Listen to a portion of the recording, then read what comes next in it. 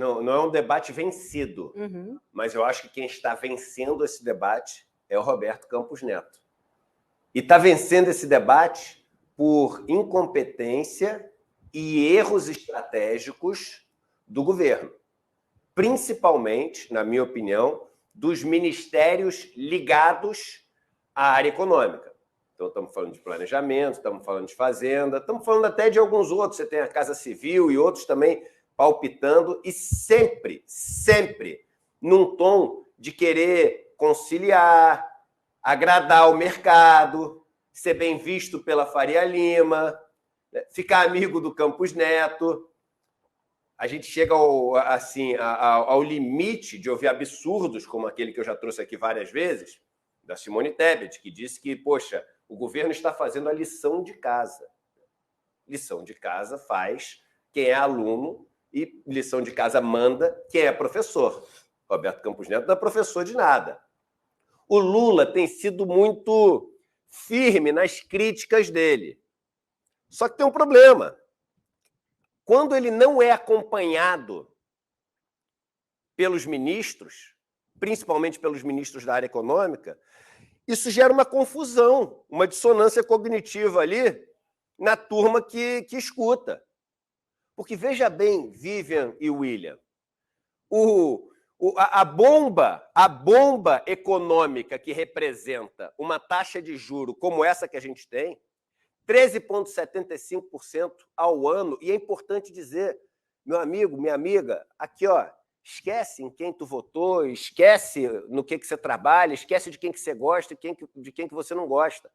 Para só para pensar o seguinte, a taxa de juros que a gente tem no Brasil, essa taxa de 13,75% ao ano, quando você desconta a inflação, porque é isso que quer dizer juro real, é a taxa de juro menos a inflação, ela dá ali entre 7% e 8%, depende da projeção que você tem de inflação para o próximo ano. Não tem nenhuma outra no mundo igual. Por isso que o Lula fala, ninguém no planeta Terra, entende? Pode colocar junto Marte, Vênus, Saturno, as luas de Júpiter, põe tudo. Não tem como entender. Não tem outra igual. Não tem outra igual no planeta Terra. O Brasil tem a maior taxa de juros real do planeta. Aí você fala assim, me explica. Ah, será que é porque no Brasil a economia está muito mais aquecida que os outros países do mundo? Não, não é por isso. A economia do Brasil não está mais aquecida que os outros países do mundo. Ah, será que a gente está com a maior taxa de juro real do mundo porque o Brasil é o país mais endividado do mundo? Não, não é. O Brasil tem uma relação dívida-PIB muito parecida com as outras economias que são do tamanho do Brasil, até melhor do que várias.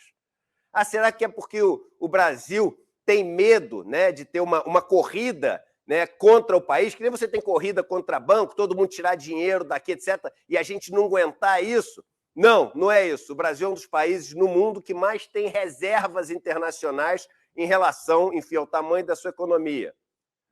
Ah, será que isso que está acontecendo é porque o governo aqui do Brasil é um governo muito mais inchado que os outros governos no resto do mundo? Também não é. O que a gente tem de custo do governo aqui é similar a economias do tamanho do Brasil. Explica, então, é o risco, não é o risco, é a demanda, não é a demanda, é o quê? A verdade é o seguinte, é a turma que vive disso, que fica numa situação muito confortável. Você praticamente dobra o seu dinheiro a cada 5 anos, sem fazer nada, sentado no sofá, assistindo ali o teu streaming, teu Netflix, teu Globo, teu canal que for, o teu filmezinho ali, o ICL Notícias, se Deus quiser, tomando um suco de laranja ou uma cerveja. Seu dinheiro dobra a cada 2 anos. E essa turma não quer ver o juro cair. Só que isso está destruindo, está corroendo, é um câncer na economia brasileira. E essa bomba vai estourar. E aí vira assim uma disputa, porque eu volto a dizer, não tem explicação ele ter essa taxa de juros. Não tem. Ah, porque o Brasil já tem histórico de hiperinflação. Aí é o que o Joseph Stiglitz disse, o Prêmio Nobel de Economia. Ele falou o seguinte, vem cá, vocês vão ficar usando essa desculpinha para ter essa taxa de juro mortal que destrói essa economia até quando? Daqui a 1000 anos você vai falar, a gente tem histórico de hiperinflação? O Brasil está com uma inflação mais baixa do que a média dos outros dos países, né, que são economias parecidas com o Brasil. A tal da inflação enorme já não tem nem 10 anos, nem 20 anos, nem 30 anos, é mais antigo que isso. Não tem explicação. Aí vira uma disputa, enfim, que a gente chama de narrativa, uma disputa de versões. Vira um debate onde as pessoas estão avaliando o que um diz e o que o outro diz. O Lula começou muito bem criticando. Você pega uma pesquisa de janeiro que a Quest fez, mais ou menos 3/4, em torno de 75% das pessoas, apoiava a pressão que o Lula estava colocando em cima do presidente do Banco Central. Meu irmão, o Pedro Barciela fez um levantamento ontem, no Facebook, que mostra o seguinte, dos posts mais comentados sobre o assunto no Facebook, 60% elogia o Banco Central e o Roberto Campos Neto. 60% elogia, 34% criticam.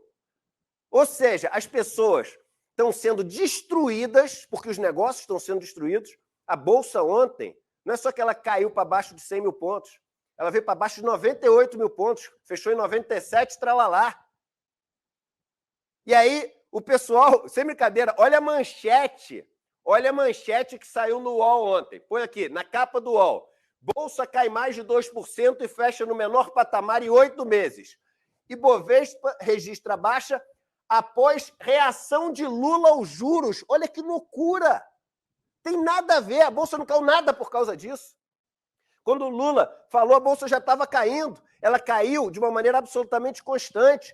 Quando é por causa de uma fala, você tem um momento de uma queda abrupta. Não teve nada disso ontem. Deslizou o dia inteiro. O governo está perdendo essa batalha. E por que está perdendo? Por que as pessoas estão passando para o lado do Roberto Campos Neto? Alguns motivos, mas um deles é o seguinte, calma aí. Pô, o Lula está falando que a culpa é do Roberto Campos Neto. Mas vem cá, a Simone Tebet não diz, pelo contrário, coloca o cara num pedestal professoral, né? Fala que está fazendo lição de casa. A área da Fazenda, o Ministério da Fazenda, está o tempo inteiro querendo conciliar. Não, calma, não podemos ter conflito. Veja bem, já fizemos a nossa parte, queremos ver o que ele vai fazer. Conciliador. A Casa Civil fala, poxa, não, a gente está aqui para ter um convívio harmônico. Aí você é cidadão. Você fala assim, olha, eu até estava revoltado com essa taxa de juros, porque eu sei que eu não consigo pegar dinheiro emprestado, não consigo comprar uma casa, um apartamento, eu não consigo comprar um carro parcelado, minha dívida subiu pra caramba, a economia, eu estou vendo que o negócio tá mal parado. Eu estava revoltado com essa taxa de juros. Mas se as pessoas que tocam as áreas econômicas, se elas não estão, eu vou ficar? Então esse cara deve estar certo. Porque se ele tivesse errado, a Fazenda, o planejamento, essa turma estaria revoltada. E a pessoa não vai se engajar se essa turma que faz parte do governo alivia. O outro motivo é o seguinte, no Brasil a gente aprende, e a esquerda tem esse defeito, a gente aprende que a política econômica defendida pela Faria Lima, pelos bancos, é melhor, é mais segura, é mais responsável, é mais eficiente. São décadas de Jornal Nacional, de O Globo, de Estadão, de Folha, de grande mídia falando isso. E o cara que é apaixonado pelo bandido, pelo sequestrador. Mas é o seguinte, meu irmão, a esquerda prega uma coisa e faz outra, porque ela não acredita no próprio taco. Ela não acredita no próprio taco. E aí as pessoas veem, por exemplo, a Bolsa caindo, isso aqui ontem. E aí é o seguinte, desde que a gente tem essa política econômica, é só desastre. É só desastre. A Bolsa não consegue ir para lugar nenhum, as empresas não estão crescendo, o Brasil está perdendo importância no mundo, está se desindustrializando. E aí o pessoal olha e fala assim, caramba, olha só, imagina se a gente estivesse fazendo uma política de esquerda, hein? Aí estaria muito pior. Olha que loucura. Não é que a culpa do que está acontecendo é da política neoliberal, não. A galera pensa o seguinte, se estivesse fazendo a outra, seria muito pior. Caramba, a culpa de estarmos assim é dessa política maluca de juros altos, é dessa política maluca de desmonte do Estado, é dessa política maluca de, poxa, não cuidar das nossas indústrias, não cuidar das nossas empresas e abrir geral para os dominadores de fora virem com tudo, destruindo aqui empregos, postos de trabalho. O que aconteceu com as montadoras todas de veículos? Tudo aqui, ó, tudo indo embora. A gente pedindo, pelo amor de Deus, para os chineses colocar as fábricas de veículos, que são a única esperança que sobrou. E tem aquele lado também que é o seguinte: o Roberto Campos Neto, ele é o estereótipo do brasileiro bem-sucedido. Homem branco, rico, com nome e sobrenome, enfim, de famílias que mandam nesse país há muito tempo. Esse não é o estereótipo do homem bem-sucedido no Brasil? Se eu te fizer uma pergunta, eu vou trocar contigo, meu irmão, minha irmã, que está assistindo. Me fala uma coisa boa, uma virtude que justifique as pessoas, enfim, darem um voto de confiança e gostarem do trabalho do Roberto Campos Neto. Vamos trocar, vamos inverter. Me explica, me dá um motivo para gostar do Roberto Campos Neto. A função dele é fazer a nossa inflação ficar dentro da meta. Foi um desastre nos últimos anos. No ano retrasado, 2021, não é que foi acima do teto, não. Foi o dobro do teto da meta. O dobro do teto. No ano passado, foi acima do teto da meta. Perdeu os 2 anos. Fez errado. E previu tudo errado nos relatórios que ele fez antes. Teve aquele erro contábil de bilhões e bilhões e bilhões de reais que aconteceu, que eles não pegaram. Teve a questão do ouro, que eles foram lá perguntar para eles, denunciar, eles não averiguaram, que a gente viu a questão dos Yanomamis, enfim, vivendo aquele inferno, genocídio, e o Banco Central não fez nada para poder, enfim, regular de uma maneira mais eficiente essa questão do comércio do ouro no Brasil. Aí eu pergunto, o que te faz gostar de um cara que só entregou coisa ruim, que errou tudo? Eu te respondo já. O fato dele ser homem branco rico que veio da Faria Lima e chamar Roberto Campos Neto. Ou seja, um nome parecido com um economista que é famoso, porque você gosta porque alguém falou que gosta, que você nem sabe o que ele falou. Se eu te fizer uma provocação, se tivesse um presidente do Banco Central que tivesse perdido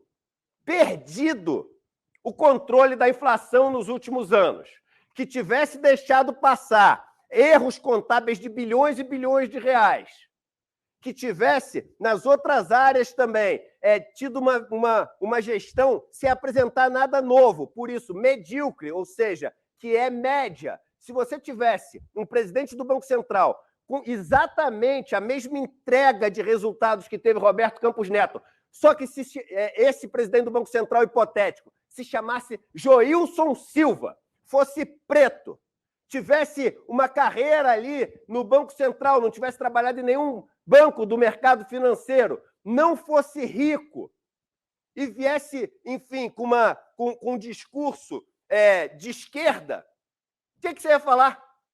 Imagina, mesma coisa que o Campos Neto. Perdeu a inflação todos os anos.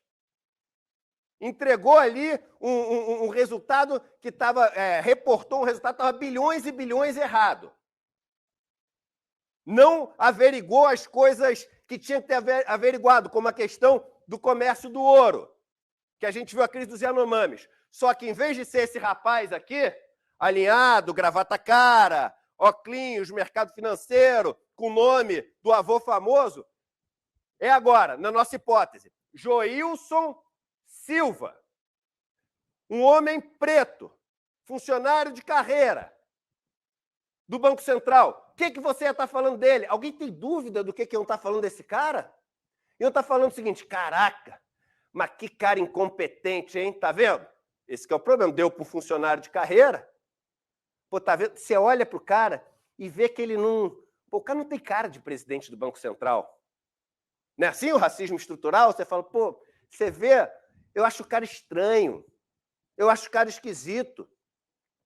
Então, ele criou um personagem que sustenta um desastre de gestão.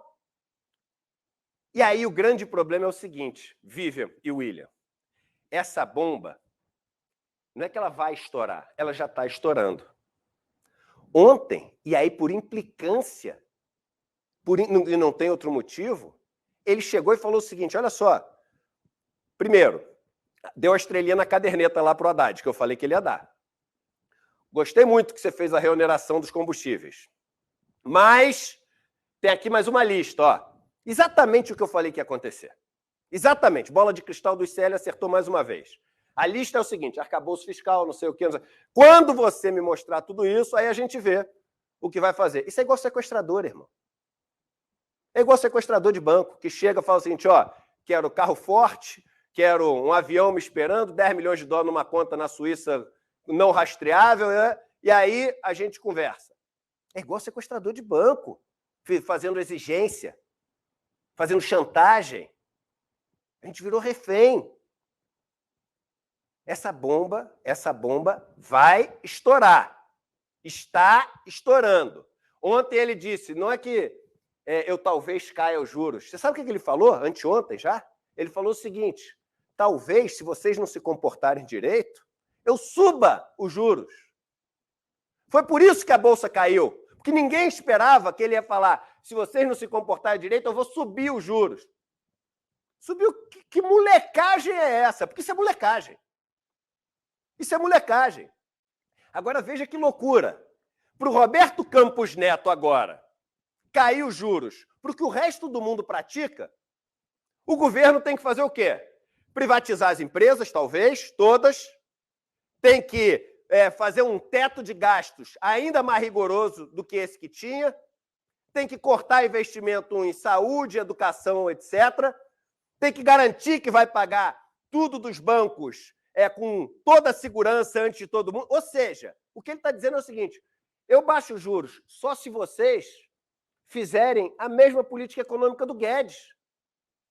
O presidente do Banco Central está controlando e está exigindo, como um sequestrador de banco, que esse governo seja, na área econômica, igual ou até mais severo ainda, em termos das políticas neoliberais que ele está propondo, do que o governo passado.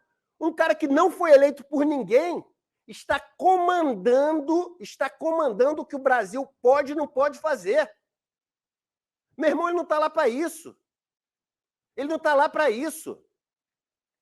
E não tem nem moral, porque só entregou coisa ruim. E não tem nem moral. A bomba está explodindo. As empresas não estão conseguindo tomar crédito. A bolsa não para de cair.